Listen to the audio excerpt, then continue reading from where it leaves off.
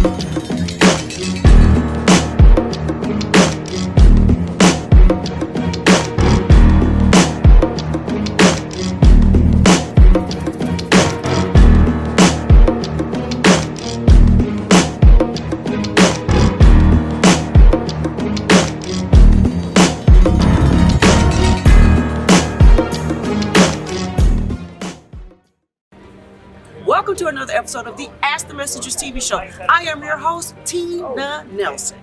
And on this week's episode, we go one-on-one. Actually, they go one-on-one together. Our street reporter, LaShawn Battle, and our project manager, Kimberly E. Mallory. They are going to talk about life in recovery, how you can have fun on the other side. We are out here in California, Burbank, sun is shining, and guess what? They are here to tell you that it's good over here. And hopefully you'll learn something today that'll make you want to be on the other side with them too. Now, here are a few highlights while we were enjoying the fun in sunny Hollywood, California.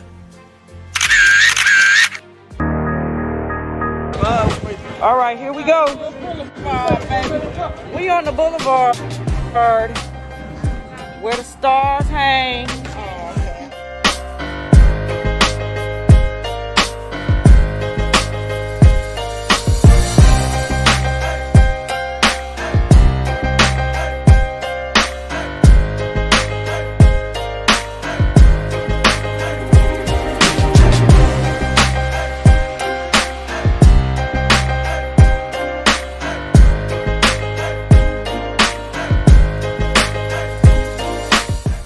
All right, let's go over here and see what I'm going to get in this Louis store. Okay. Go get my Kanye moon boots. What's up to here? Stores.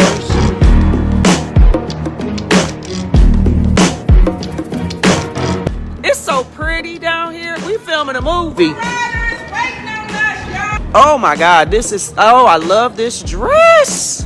I hear California hot rod. Woo-hoo!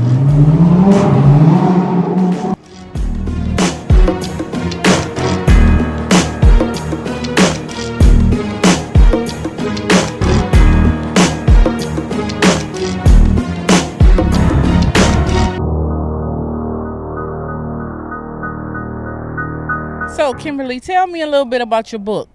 Oh, I'm so glad that you asked. My book, right here. There is no sound in my scream. Drugs, truth, and faith. Because this book is about the use of drugs and how the truth is that I had to have faith in order to recover. You said there's no sound. So that was silence. There was silence, a silent scream that I thought nobody heard.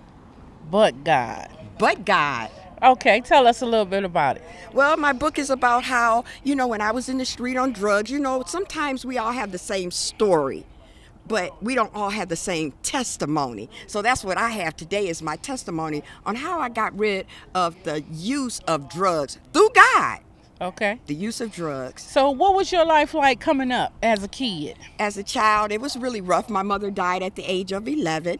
I was 11 years old. And so, see, when you use drugs, there's always stems from something else in your life. Mm-hmm. And so the drugs are just a symptom of this disease of addiction. Now, did she die due to drug use? No, she died of cancer when I was 11 years old, and so we got shipped off. It was 5 girls in my family, sisters, and we all got shipped off to different places. And see, that's where it started happening for me, where my life just started spiraling. Okay, so when you got shipped off to different places, different foster homes, or split up between family members. Okay. Family members. Did you get a chance to see your sisters? Yeah, just one sister that went with me because we got shipped off to Florida, so we were all like in different states.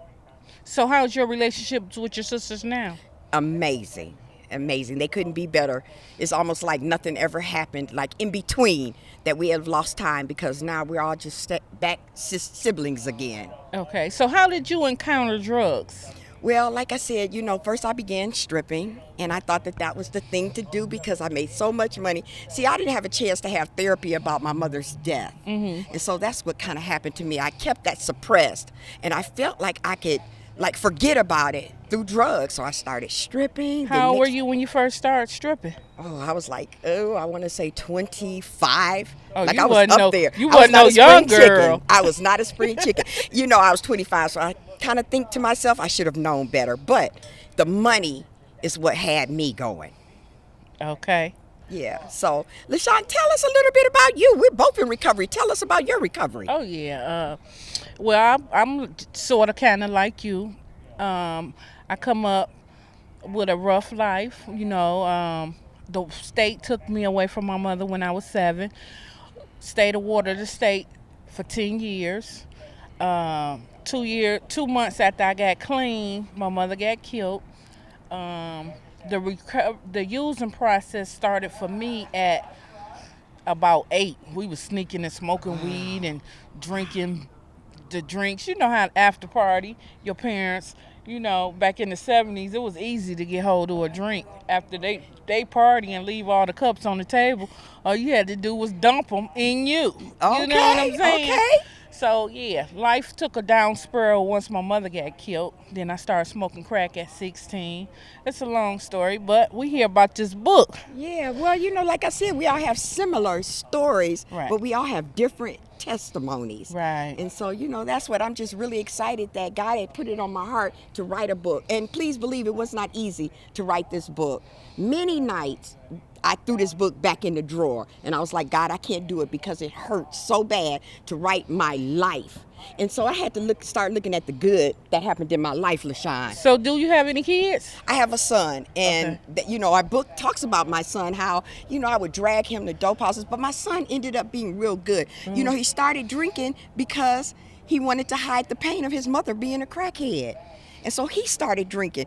I got clean when I was 42 years old. My mother died when she was 42 years old. And my son said, Ma, you have been such an amazing example. I'm going to stop drinking at the age of 42. And praise God, my son has 2 years clean. He stopped drinking at 42. See? Won't God do it? Yes. So with that being said, where do people go get your book at? You can find my book on Amazon. You can pull up Kimberly Mallory. It'll come up on Amazon. You can pull up the title, There Is No Sound in My Scream, on Amazon. This is Kimberly Mallory from Ask the Messenger's television show, Project Manager, out here in Burbank, California. We'll be right back. Hey everybody, this is Kimberly Mallory, your project manager from Ask the Messenger's television show here in Burbank, California. So what we're going to do today is we're going to talk about real people and their real stories. So we have with us today Trish. And Trish, can you just tell us, how did you start using drugs? When I was a little kid, I was walking to school with my sister and she was smoking weed and I was like, I'm going to tell on you. And she's like, no, you're not. You're going to do it too. And that, just taking that one hit with her and getting sent home sick from school that day, it set it off. And you were 5 years I was 5 years old. And that's how your drug use started. Yep. So tell us today, how much clean time do you have? I had 5 months and 7 days. 5 months. That's what I'm talking about. Tell us a little bit about what you're doing with your recovery with 5 months clean. I be of service. I reach out to other people who are just getting onto this road. I live in a sober living. I do an outpatient program through a place down here. I don't know if I can say their name or not. No, you're not. All right. And you too can be free from the power of drug addiction because I gave it 32 years of my life. Okay. I was hooked on methamphetamines, lived in a trap house, the whole 9 yards. And if I could do it, anybody can. So I just want to tell everybody that, like, it is possible. Tell everybody a little words of encouragement that you have. You can do it one day at a time. If you just try, believe in yourself. All right, Extreme Reporter LaShawn coming to you from Burbank, California, here with Billy. Billy, what's your clean date? 10/31/19. Okay, and what was your drug of choice? Heroin. How long did you use? God, 15 to about 20 years. 20 years? Yeah. Okay. How was your life with your family when you was using? Deceitful, deceptive. Fortunately, I had parents who always supported me. Like, they never went the tough love route and always were actually two of my biggest advocates. So my life with them was good. My life and relationship with them is considerably better now. Good, good. So we do recover. What brought you to your knees? What made you say? What made you say, "Look, enough is enough. I'm done"? Prison. I found prison to be a fantastic deterrent to more prison, and I knew if I continued to use, I was going to continue to do the behaviors that would send me back to prison. So it forced me to do some real honest assessment and hammered home some lessons that needed to be taught in a way that I couldn't possibly misconstrue them. And how much time did you have to think about that? 52 months. And you just decided when you came out that it was over? Yeah, I mean, I decided while I was in that it was over, but they didn't let me out early for that. So yeah, when I got home, it became like real time practice. And always thinking I was the smartest guy in the room probably led to why I went for like 20 years and failed for 20 years. It accounted for all that wasted time. Okay. So what do you do to maintain your recovery now? Well, I took all the suggestions. I did everything I was told to the best of my ability, and never once tried to cherry pick what parts would work for me and what wouldn't. And like getting a sponsor, forming a network, not stuff I was good at, but I did it, and it's working. Like, I'm from Boston. I'm in Burbank, California right now. Right. With like 26 months clean. Every relationship I valued is either strengthened or like seriously strengthened, and I've formed like friends. I hadn't formed friends since I was in like kindergarten. There's like people who like love me and want to help me. I used to hear that and think it was a cliche, but again, I'm in Burbank, California right now. I know like one person here, but I know hundreds of people here. It's a wonderful thing. It's nice out here. Yes, it is. So since you've been here, what have you done? Out here? Yes. Meetings, just the convention. You been around Hollywood, anything like that? No, I haven't ventured off the resort, it's not safe out there. I said 26 months, not 260, that's still too close to a problem. But I know, so I keep myself in positions I can manage. Okay. I don't take unacceptable risks. I minimize what remains. Like, introspection was never part of my problem. Mm-hmm. I was never the addict who got high and just couldn't figure out why. There was direct causality to my using. Fortunately, or unfortunately, when I was in prison, I learned how ridiculous the way I thought was. Okay, let me ask you this. How did you maintain your recovery during the pandemic? What did you do to stay clean? Did you do the Zoom meetings? Yeah, very, very quickly, Boston had shut everything down. Mm-hmm. Addicts being resilient and pretty formidable people. We were on Zoom like right away. And that was one of the good things about the Zoom, and that the pandemic had slowed things down so much that I'd be at work, literally just able to be on meeting after meeting. Mm-hmm. And then that time zone thing, like you go to do the 9 o'clock meeting in Seattle, the 10 o'clock meeting out in California. Like all around the world. The availability was suddenly everywhere. Mm-hmm. Yeah. So yeah. I did a Zoom meeting every day, at least one. Okay. And I stayed in contact with my sponsor. I had some time on my hands, so I started writing the step work. And that was big, because before that I never did it. I could get with the fellowshipping and like actually showing up and going to the meetings, but I'd never actually done the program part of the program. It was a 12-step program, and I'd never written steps before. So I got into it, and Right. We had a lot of time to do that. the results are speaking for themselves so far. And like Yeah. I'm so grateful for it. Eddie, where you from? I'm from the East Coast originally. From the East Coast? East Coast. Okay. So, we here in Burbank, California. How long you been clean? 2 years and a month or so. I just celebrated 2 years. On the Okay. 12/1/19 is my What clean was your day. drug of choice? Meth. Meth? Yeah. But I'm an alcoholic, and I tried everything, did everything. Yeah. How did your using affect your relationship with your family? Family wasn't too bad because they were back east. So, but relationships with everybody else, it screwed it up for sure. Okay, Yeah. okay. What did you do? What was your bottom? What made you stop and you said, look, enough is enough, I'm done? Well,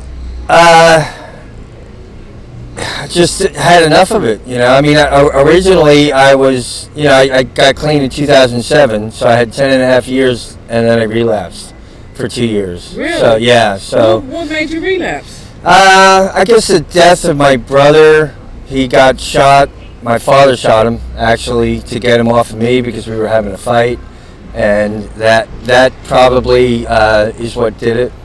I didn't consciously use over it. It was about 6 months later is when I relapsed, and then I got together with an old girlfriend who was using, and it was just it was on the table, and I just walked over and picked it up and used it. There was no turmoil or anything like that. I just basically picked it up just as if I had gone to the bathroom. And how long did you stay out there after that? It was about 2 years, but I was still coming to meetings, and I was, NA saved my life. I say that many, many times.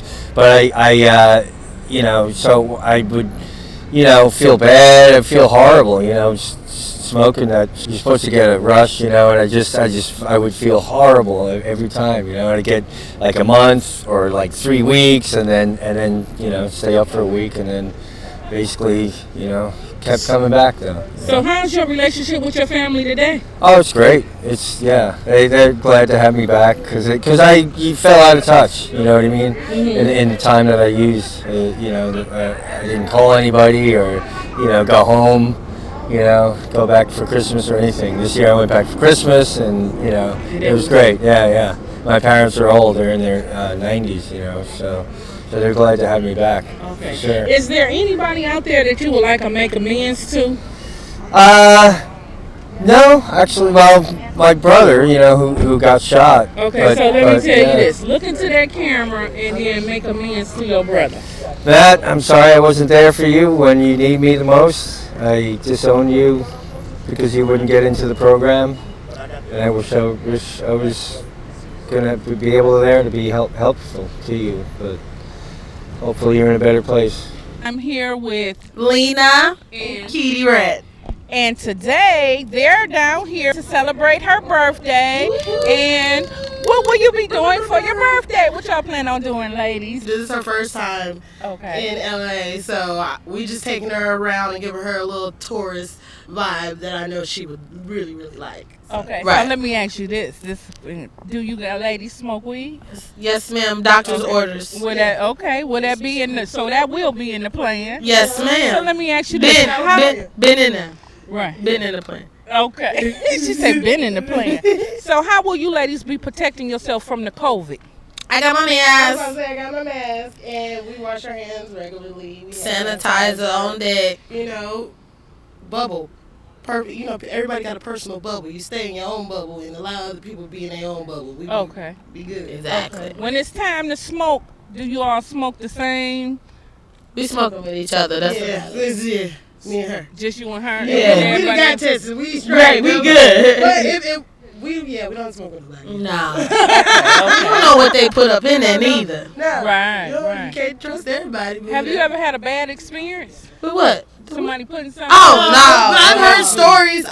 I've heard stories. People, just not paying attention or trusting the people that they're around and thinking that they could just do anything. If you're not watching it, people do what you do. Then you might as well just do it by yourself. I wrote my own stuff. Okay. Right. So let me ask you, lady, something. I want you to look into that camera and get somebody out there who's, maybe thinking about smoking but don't know how to be safe. Give them some tips on how to be safe. Smoke your own stuff. Smoke it, roll it on your own by yourself.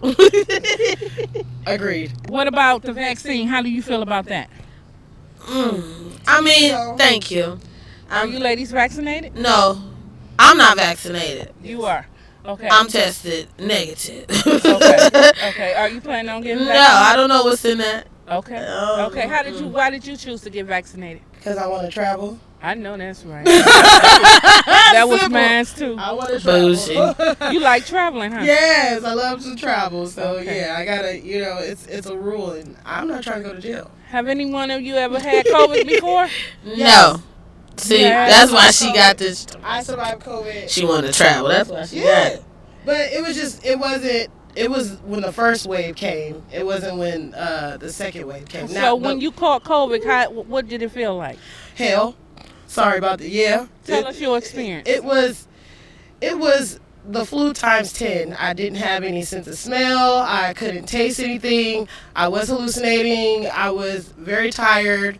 I couldn't eat. It was really bad, and I had it for at least a month and a half. Did you have to go in the hospital?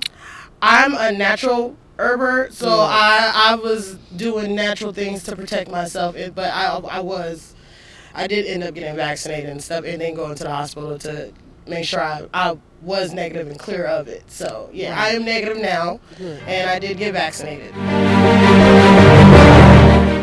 We're out here on location in sunny Burbank, California. It is a beautiful day. It's beautiful to be out here.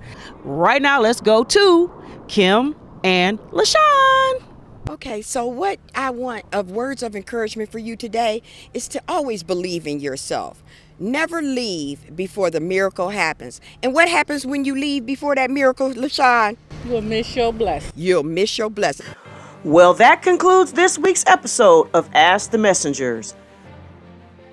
We also invite you to follow us on Facebook, Instagram, Twitter, and to subscribe to our YouTube channel. If you would like to help support our show, please feel free to make a donation of any kind by visiting our show website, www.askthemessengers.org. If you prefer to mail donations, please make check or money order payable to Ask the Messengers TV show and send it to 18400 Schaefer Highway, Detroit, Michigan 48235.